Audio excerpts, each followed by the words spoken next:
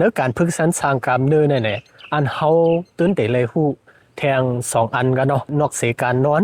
การกิน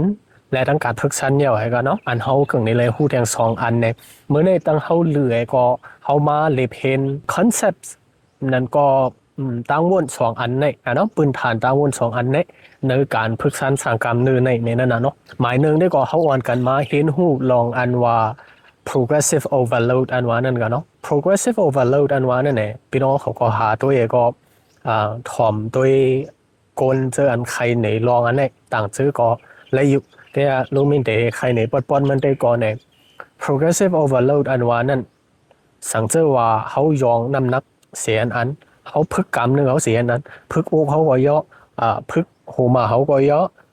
พึกอันเขาว่าตั้งหลังเขาตัวเหนืออันเป็น traps เลยก็เยอะแต่มีอย่างแท้หลายๆมิ้วเนาะเขาว่าเจ็มขา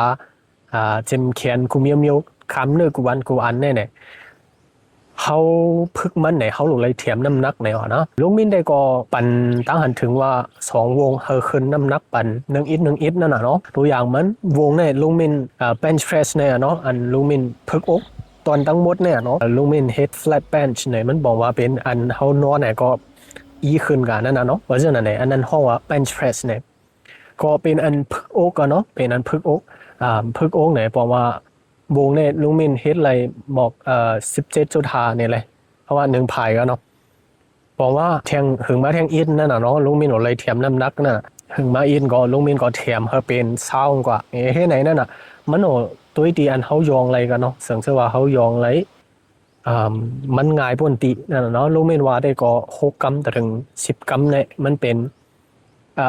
เนื้อแกอันเฮายองแล้วอ่ะมันกึ่งนี่เลยเป็นหมอข้างในไว้ไหนกันเนาะเพราะเขายองนำกันเนี่ยมันเฮ็ดเขาเฮือไว้นั่นน่ะแกเปิงหลวงแต่เนื้อการสร้างกล้ามเนื้อเนี่ยเมื่อเขาพึกสั้นเมื่อเขาพึกแขนเมื่อเขาพึกอกจะในต้องหมดเนี่ยเขาคัดจะเฮอไล่การยงสอกล้ามเนื้อนำที่สุดนั่นน่ะเนาะพอเขาเฮ็ดยงสอกล้ามเนื้อนำที่สุดอันห้องว่า muscle stimulation อันว่านั่นเนี่ยเนาะพอเขายงสอเนี่ยนำที่สุดเนี่ยก็มันจะเป็นอังกฤษห้องฟิทิกนั่นน่ะเนาะฟิทิกอันว่านั่นได้ก็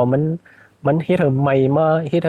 เกี่ยนมานั่นน่ะเนาะอันนั้นเขายังดัดอะไรอันนั้นเพราะว่าเขาไล่อันนั้นเนี่ยมันก็มันรู้ว่ารู้เลยยองนำเนี่ยกันเนาะมันกำมันก็เนาะรู้เลยยองพวกกำมันนำนั่นน่ะเนาะ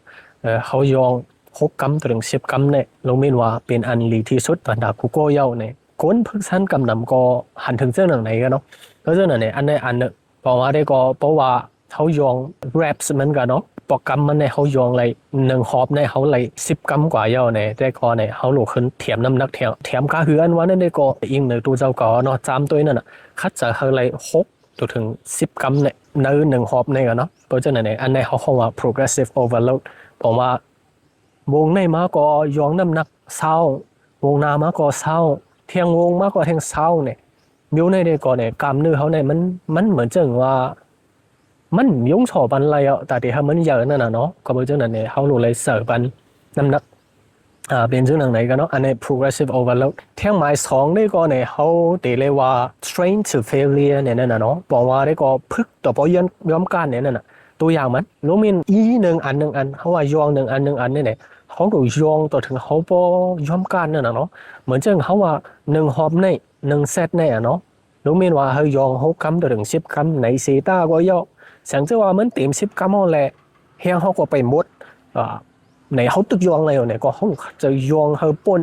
ใน10ในนั่นน่ะเนาะเชื่อว่าเขาหลุดต้องหมายมันก็เนาะหลุดต้องว่าอ๋อก็ยองเลย10กำเอาหรอเขาหลุดคือเราเนี่ยมันใจกันเนาะเพราะว่าเขายองใน10กำก็เขาเด็กคัดจะจืดเธอยองเลยเที่ยงนำเลยเสียง10กำเนี่ยนั่นน่ะเพราะเป็นจังนั้นเนี่ยแถววงมาเขาจะขึ้นเทียมน้ำหนักแถวเนาะบอกว่ายองถึงเขาปุ่มยองอะไรจังนั้นนะเนาะอันนั้นเป็นว่า train to failure เพราะว่าพึกถึงบ่ยอมกันเนี่ยนั่นน่ะกุ้ยก็อันนี้ได้ก็ลุงมินผ่านถึงว่ามันรอดเพตอนด่าก้นพึกก็เหลวเหมือนจังลุงมินเนี่ยไว้หลังมาในลุงมินบ่มีไว้ก็พึกซันจอมก็เปิดข้าวยามเขาก็เหมือนกันนั่นน่ะเนาะเพราะฉะนั้นในลุงมินพึกก็เหลวใช่ไหมเขาหลบพึกถึงจันเลยเนี่ยถึงจัน close to failure บอกว่าจำยอมกันนั่นน่ะเนาะตัวถึงเขาโป อีขึ้นหยาบเนี่ยตัวถึงบอจังนั้นมาแล้วเนาะบ่มีโอ้ยก็อันเฮาว่าสปอร์ตเป็นคนจอยเฮานั้นได้ก่อนเนี่ยเฮากว่าตัวถึงเฟเลียตัวถึงบ่แต่ถึงเฮาบ่ยอมการอะไรกันเนาะก็เปิดสังก็เปิดว่ามันหลอดเพก็เปิดมีคนจอยเฮาไว้สมัยเฮียงฮู้โอนบ่นตีกาวเนี่ยก็โอ้ยก็เฮามันได้จอยเฮาอีขึ้นนั่นน่ะเนาะเปิดจังนั้นเนี่ยมันหลอดเพอินบ่เฮาเพิ่งข้างก้อยเนี่ยมาปอกมาเนี่ยมันเตเป็นเพนั่นน่ะเนาะก็เปิดจังนั้นเนี่ยลุงมีนได้ก็หันว่า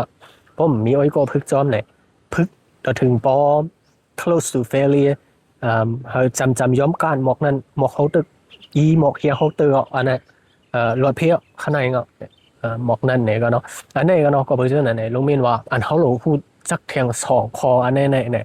เฮาโหลพึกเฮ็ดจอมสองอันนี้ได้ก็หนึ่งในเป็นการอันว่า progressive overload บอกว่าเทียมน้ำหนักขึ้นจอมสอง train to failure นั้นก็ train close to failure ทั้งสองอันเนี่ยมันก็เฮ็ดให้กล้ามเนื้อเขาหุ่นมุนขึ้นอย่าขึ้นเลยนั่นน่ะเนาะเพราะฉะนั้นเนี่ยเอาอันนี้ก็มาฝากจอมเฮาเฮียนจอมกันกว่าในนั้นค่ะเนาะยิงใจใจเฮาตัวคิงหางหลีเฮาเกียนเขียงมีแฮงอยู่หลีกูก็ใส่กำค่ะอย่างเงี้ยกันเทียงเนึงระหว่างเสียงที่มาเนี่ยค่ะเหมือนสงค่ะ